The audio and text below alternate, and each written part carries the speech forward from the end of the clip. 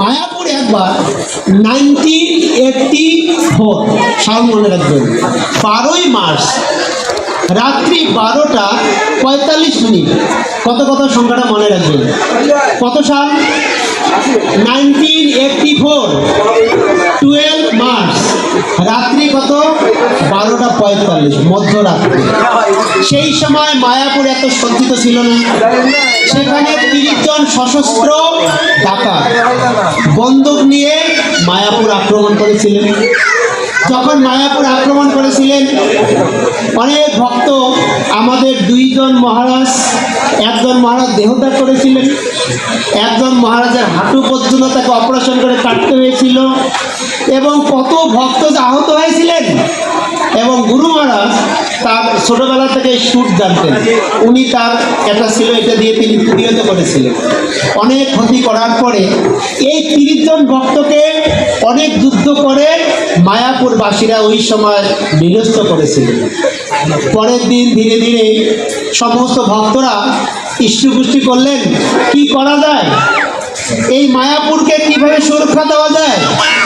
তারা শাস্ত্র ঘেটে ঘেটে দেখলেন, যেখানে মহাপ্রভু জন্ম নিয়েছিলেন, কোথায়? নবদ্বীপে। কোথায়? নবদ্বীপের কোন জায়গাটা? যোগপীঠ।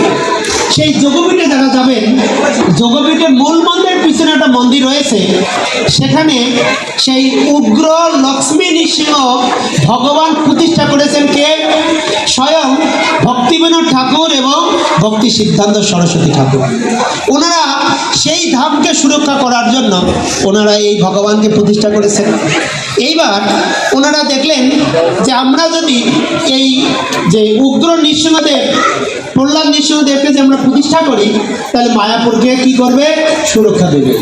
কিন্তু প্রশ্ন, এই ভগবানের সেবা কে করবে? সেবা সিস্টেমটা কীরকম? যিনি সেবা দেবেন তাকে আজীবন ব্রহ্মচর্য পালন করতে হবে। এইরকম ভক্ত খুঁজে পাচ্ছেন।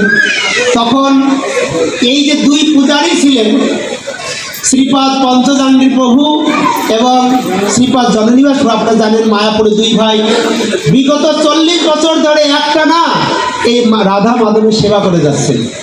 কিছু পূর্বে ছোট ভাই যিনি পঞ্চজাঙ্গি প্রভু, উনি দেহত্যাগ করেছেন, লীলা সংবরণ করে তার স্বধামে ফিরে গিয়েছেন।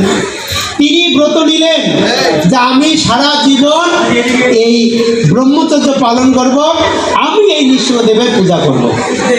তখন এইবার বলবেন যে তাহলে এই ভগবানকে কোথায় পাবো? তখন 2 জন ভক্তকে দায়িত্ব দেওয়া হলো। একজন হলো প্রভুপাদ